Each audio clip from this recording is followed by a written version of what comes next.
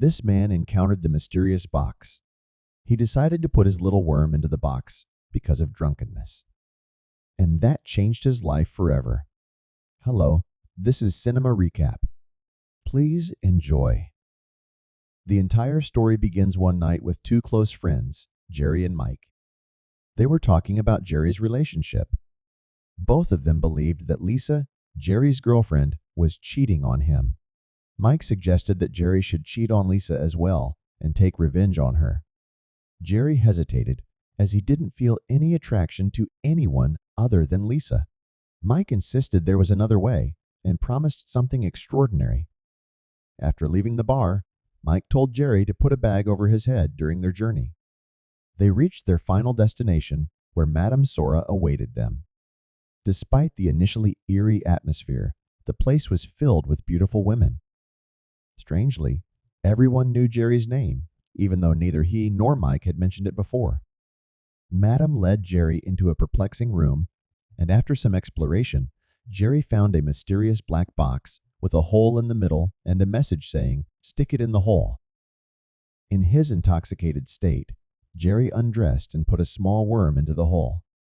Meanwhile, Mike was enjoying himself with the many attractive women in the adjacent room. At that very moment, Mike heard his friend's voice and rushed to see what was happening. When Madame Zola opened the door, the two of them found Jerry lying unconscious on the bed. Mike thought that Jerry might have enjoyed himself with the women to the point of passing out. He quickly dressed Jerry and took him back home. On the way, Jerry woke up and appeared to be extremely happy, expressing a desire to do it again. However, Mike advised against it, saying that doing something special too frequently would diminish its uniqueness. Nevertheless, Mike promised to take Jerry back there in the future. Upon arriving home, Lisa asked Jerry where he had been. Both of them fabricated a story, claiming they had been out drinking at a bar late into the night. When Mike returned home, Lisa informed Jerry that she was pregnant. Throughout all of this, it seemed like Lisa had some secret regarding Jerry because she wanted to keep this surprise as a secret. However, Jerry didn't believe her and said, "How can I be sure that the child is really mine?" This statement deeply upset Lisa, but she didn't say anything because she didn't want to create problems in their relationship. The following morning, Jerry rushed to inquire with Mike about the location they had been to the previous night. Mike refused to disclose it, seemingly wanting to keep it a secret for some reason. Jerry was determined not to give up. He attempted every possible means to find that place. He stumbled upon a website that seemed to be related. It was a website of a certain fortune teller. Jerry asked the fortune teller about Madame Zola. Initially, the fortune teller acted as if she didn't know anything about it. However, when Jerry offered a substantial sum of money, she immediately revealed the location of Madame Zola. Jerry then followed the address provided by the fortune teller and found Madame Zola once again. Madame Zola told Jerry that it wasn't time to open yet. Jerry offered to pay her double what Mike had paid if she allowed him in. After pleading with Madame Zola in every possible way, she finally agreed. Jerry entered the mysterious room once more and engaged in sexual activities in that chamber. It brought him immense pleasure to the point of being overwhelmed. When Jerry regained consciousness, curiosity struck him about what might be inside the box. He used the flashlight from his phone to peer into the hole and attempted to open the box. At that moment, Madame Zola walked in, trying to stop Jerry from opening the box. However, Jerry, in his intoxicated state, became aggressive with Madame Zola, leading to her untimely demise. Jerry quickly took the mysterious box with him and arrived at a certain hotel. He rented a room to hide the box. At the same time, the police discovered Madame Zola's lifeless body, and an investigator began questioning the hotel's caretaker. However, Edwin denied any knowledge of the events that had transpired. The following day, Jerry continued with his regular work as if nothing had happened. After finishing work, he returned to the hotel room. Jerry then engaged in sexual activities with the mysterious box once more. This time, something peculiar happened.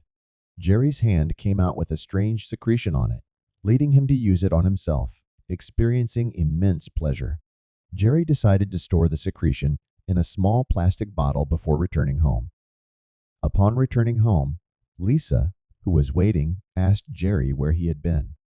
Jerry lied, saying he had been working late into the night. That night, Jerry used the secretion he had stored on himself. When Lisa walked in and saw what was happening and couldn't resist anymore, so she decided to participate.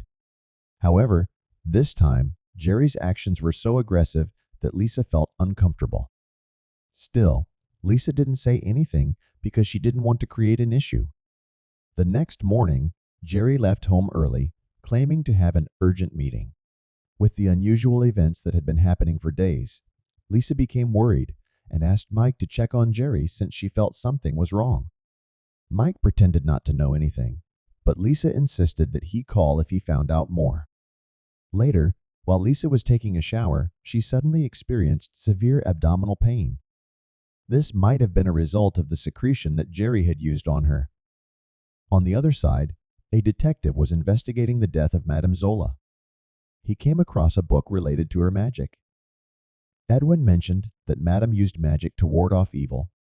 The detective learned about the missing mysterious box from the book. Meanwhile, Jerry, who went to the hotel early in the morning to engage with the box once again, started feeling severe abdominal pain. He immediately sought a doctor's help, but his symptoms appeared normal. The doctor advised him to refrain from sexual activities for a while. Jerry left work that day, and Lisa rushed to look after him. Lisa delivered bad news that she had a miscarriage, but Jerry was not concerned because he believed it wasn't his child from the beginning. However, Jerry decided to no longer dwell on the mysterious box.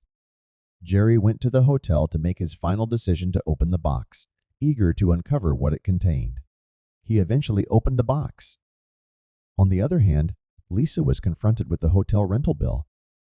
She suspected Jerry of having an affair and decided to visit the hotel.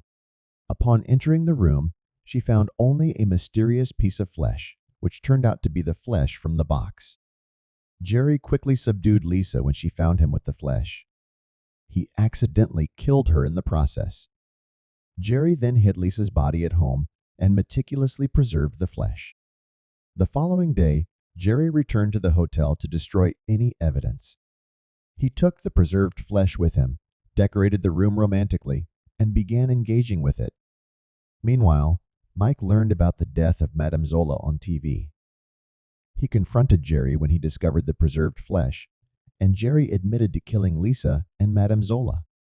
Mike couldn't bear it and immediately called the police, but Jerry took action by using a plastic bag to suffocate Mike. Jerry then went to sleep beside the preserved flesh. He woke up to find some of his body parts, such as hair and teeth, falling out.